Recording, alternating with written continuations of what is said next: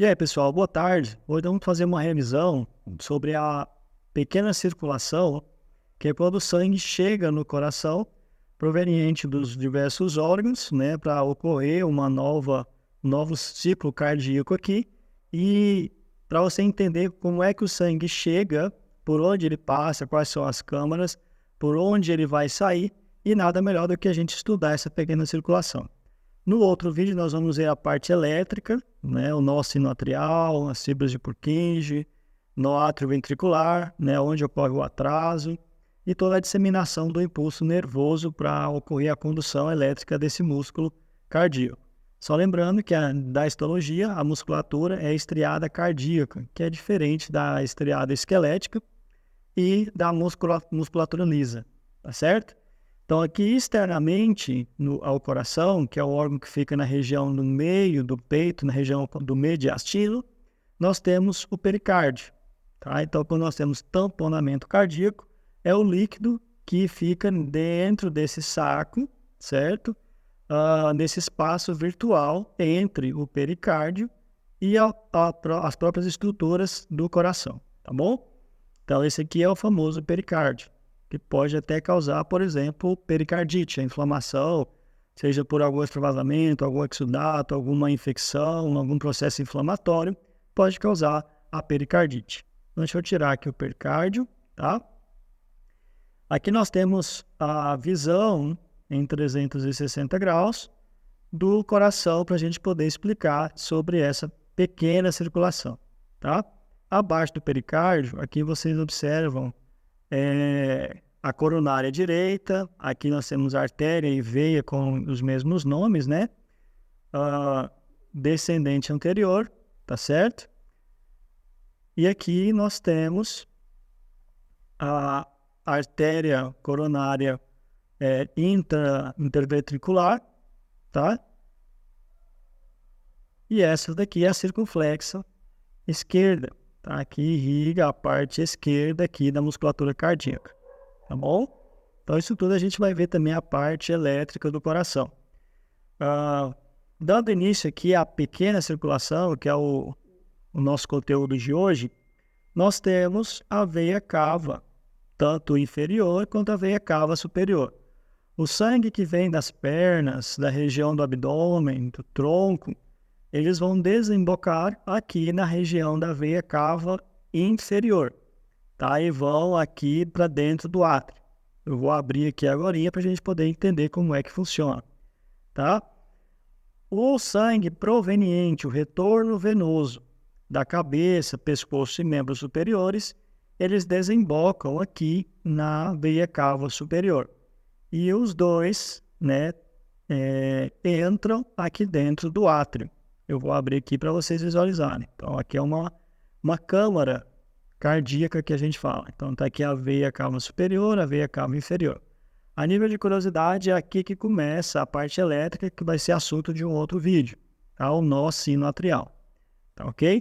Deixa eu só voltar aqui a visão do coração, para a gente poder ficar mais fácil a visualização. Então, aqui por fora tinha o pericárdio, e aqui é o átrio direito. Tá? Agora, esmaecido, para a gente ver como é que o sangue entra. Então, dessa câmara, né, se nós dividíssemos, traçar uma linha aqui, para este lado nós temos as câmaras direita, e o outro lado nós temos as câmaras à esquerda. Então, o sangue proveniente que entrou aqui nas veias cavas, dentro do átrio, o sangue vai passar para dentro deste ventrículo, que é essa câmara aqui abaixo, certo? E o que separa essas duas câmaras é essa válvula tricúspide. Por que tricúspide? Porque ela tem 3 folhetos, tá? Então, um aqui azul, o segundo e o terceiro mais ao fundo, ok? E é durante o processo de sístole, que é a contração, e a diástole, que é o relaxamento, que ocorre o fechamento e a abertura desses portões, vamos assim dizer, tá bom? Então, aqui nós temos a válvula tricúspide. O sangue que está aqui, nessa câmara, ainda um sangue venoso, ele vai sair quando o coração bate a parte aqui ventricular, quando ocorre a contração ventricular, o sangue é ejetado para dentro dessa outra região, que é a artéria pulmonar. Aqui nós temos a base dela, o próprio tronco pulmonar, aqui a artéria, o ramo esquerdo, que vai para o pulmão esquerdo, e aqui o ramo direito. Deixa eu fazer um giro aqui para vocês entenderem a parte posterior. Tá? Então aqui nós temos a que vai para o pulmão direito e aqui a que vai para o pulmão esquerdo, certo?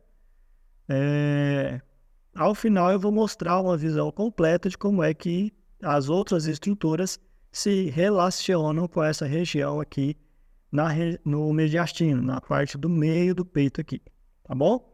Então, voltando ao raciocínio.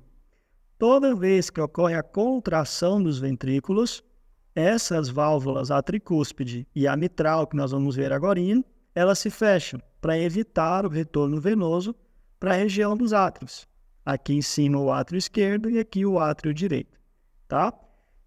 Durante essa contração, vai abrir a válvula aqui pulmonar, que também é composta por 3 folhetos, tá?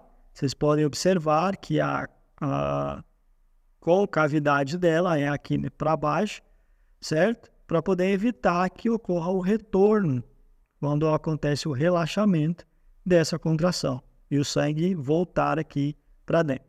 E todas essas válvulas podem ter problemas, né, que nós vamos comentar mais adiante também, que é o enfraquecimento ou enrijecimento dessas válvulas, ou por alguma coisa que esteja crescendo, algo vegetante, alguma infecção nessas regiões, que atrapalham o correto fluxo e acabam tendo retorno do sangue. Tá? Insuficiência cardíaca, por exemplo, endocardites, doenças das válvulas, insuficiência, estenoses e assim por diante, tá bom? Então, o sangue que foi ejetado aqui desse ventrículo, ele vem para essa região. Então, ele não passa aqui por essa parede para o seu logo oposto ventrículo esquerdo, tá? Por que isso? Porque o sangue que está nessa região, como eu disse para vocês, é venoso. É aquele sangue com baixo teor de oxigênio, não quer dizer que não há oxigênio, com maior índice de CO2, né, que a gente na escola aprendeu a desenhar como azul e a artéria como vermelho. Tá? Mas esse é um conceito muito básico, a gente tem que acabar aumentando e ampliando o nosso raciocínio aí. Mas o fato é que nós precisamos realizar a hematose, nós respiramos. Deixa eu só acrescentar aqui para vocês compreenderem esse raciocínio. Então, olha os pulmões aqui, tá? Então, o sistema respiratório junto com o sistema cardiovascular. Olha a perfeição. Por que que o pulmão esquerdo, é uma curiosidade para vocês, nós não temos um lobo médio, porque ele é basicamente preenchido pelo coração, que ocupa o lugar desse lobo médio aqui no lado esquerdo. Então, o pulmão direito nós temos 3, superior, médio e inferior. O esquerdo temos só o superior e o inferior. E essa relação é muito interessante para nós podermos entender. Tá? Então, quando nós respiramos, o ar entra aqui da nossa cavidade nasal, na orofaringe, laringofaringe, certo? Aqui na região da traqueia, onde tem a epiglote, que faz a seleção entre o que é ar e o que é alimento, entra na traqueia, que é esse tubo em formato de C, porque os anéis traqueais aqui, para vocês entenderem, eles não são completos para favorecer uma complacência, esse abrir e fechar, né? Só avançando um pouquinho mais o raciocínio, é o que acontece no broncoespasmo, né? Essa dificuldade na expansibilidade dessa região traqueal, por exemplo, que dificulta a passagem do ar, tá bom? Então a gente vai acabar acrescentando aqui o raciocínio para vocês que estão aí do outro lado, tá certo? Então aqui nós respiramos, os pulmões estão cheios de ar, precisando fazer a troca para levar isso para dentro da circulação sanguínea, tá ok? Deixa eu tirar aqui de novo os pulmões. Então, esse sangue que foi lá para os pulmões, ele foi oxigenado, aconteceu a hematose. E se você tiver dúvida com relação a como acontece isso, deixa nos comentários que a gente pode avançar esse raciocínio também com vocês em outro episódio aqui do canal, tá bom? Tanto do lado direito quanto do lado esquerdo ocorreu as trocas gasosas E agora, esse sangue arterial, né, o sangue rico em oxigênio, ele precisa retornar ao coração, só que não mais pela artéria pulmonar. E eu não sei se vocês perceberam, eu disse artéria pulmonar para um sangue mais pobre em oxigênio.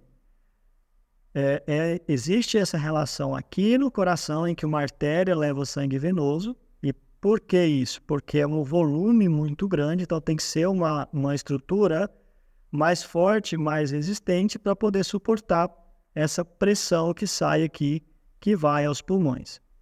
Já o retorno dos pulmões, e é o outro fato interessante, retorna por duas veias aqui do lado esquerdo e duas veias do lado direito, tá?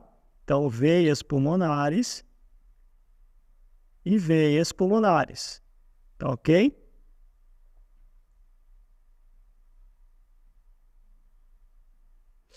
Então, aqui do lado direito e aqui do lado esquerdo, tá? Os dois vão desembocar numa estrutura que é mais posterior, que é o átrio esquerdo, tá certo? Esse átrio esquerdo, por sua vez, recebendo sangue rico em oxigênio, vai ter a sua passagem, tá? Deixa eu só tirar aqui essas veias coronárias, ó, e essas artérias. Essa aqui é a descendente anterior, a interventricular, na verdade, anterior, né? Que é ramo da descendente também. Nós temos aqui a válvula mitral, tá? Mitral, ela só tem 2 folhetos, 1 e 2, tá certo? Então, geralmente as insuficiências cardíacas acontecem aqui nessa válvula mitral, tá? Outra coisa interessante, aqui essa parte mais branca, esses fios aqui, é da parte elétrica, essa aqui é as famosas fibras de Purkinje, tá? Nós vamos comentar em uma outra aula à parte. Nós temos aqui dentro dessas câmaras, se vocês observaram bem, deixa eu aproximar um pouco mais aqui, olha a diferença da musculatura fisiológica desse músculo do miocárdio do lado esquerdo para o lado direito. Então, a pressão que exerce durante a fase de contração, chamada de sístole, é maior do lado esquerdo. E mais ao fundo, onde é que se agarram esses portões? Aqui. Aqui a mitral, né? E aqui a anterior e a posterior. Onde é que eles estão agarrados? Nós chamamos isso daqui de músculos papilares. É onde as fibras das válvulas, elas se fixam, né? As fibras tendíneas ou cordas tendíneas se fixam aqui nos músculos papilares. Então, aqui nós temos músculos papilares aqui também, tá? Quem gosta de fisiologia tem muito a ver com aquela relação de forças de Frank-Starling, tá? Essa relação de complacência e contração, complacência e contração, e muitos dos nossos baroreceptores estão localizados, dispersos nessa musculatura para conseguir entender quando o coração bate mais rápido, quando ele preenche mais, quando ele precisa de um débito cardíaco, que é o volume a cada sístole que acontece, tem a ver com essas regiões aqui, a musculatura, os músculos papilares e o que nós chamamos de baroreceptores, tá certo? Então, o sangue que veio, depois eu vou fazer um resumo mais rápido para vocês entenderem como é que acontece, tá? O sangue que está aqui, proveniente lá do átrio, que veio lá dos pulmões, ele precisa ser ejetado. Quando essa musculatura ela contrai, ele não pode voltar aqui por dentro, né, dessa válvula mais, porque senão voltaria lá para o átrio. Olha lá como está aí azulzinho, a mesma cor aqui de fora, ó. Lá para o átrio e do átrio de volta para o pulmão. Quando isso acontece, nós temos o que chamamos de hipertensão pulmonar. É o sangue que fica indo e voltando e se chocando com aquele que já saiu e aquele que está voltando retrogradamente, tá? E a saída daqui, ela não pode acontecer de forma diferente por aquela válvula mais ao fundo. que é a válvula aórtica, né? O válvula aórtica aqui, tá bom? Também é um portão com 3 folhetos que impede o retorno. Então, o fechamento ele é retrógrado, tá? Não pode deixar o sangue que saiu daqui, que vai lá para a aorta e para todo o sistema, né, a grande circulação, retornar para dentro dessa câmara novamente, que é o ventrículo esquerdo, tá? Porque se isso acontecer, fica se chocando com aquele sangue que está querendo ser ejetado e isso vai forçando, vai cansando e vai causando insuficiências cardíacas, tá ok? Então vamos lá fazer um resumo dessa história toda. O sangue que vem da cabeça e dos membros superiores desemboca na veia cava superior e o sangue que vem das pernas, região abdominal, tronco, vem aqui para a veia cava inferior. Desembocam no átrio direito, que passa para o ventrículo direito e tem como portão a válvula tricúspide. Esse sangue que está aqui no ventrículo direito, ele vai para os pulmões através da artéria que leva sangue venoso para os pulmões, né, por meio da artéria pulmonar. Se divide para o pulmão esquerdo e para o pulmão direito. Lá ocorre nos pulmões a hematose e retornam para dentro do coração novamente através das veias, tá? Veias pulmonares.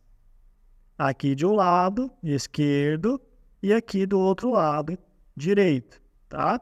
Esse sangue que está aqui no átrio passa para o ventrículo esquerdo, esse buraco aqui, essa câmara cardíaca, e não é permitido o retorno devido à ação da válvula mitral, que é um composto de 2 folhetos.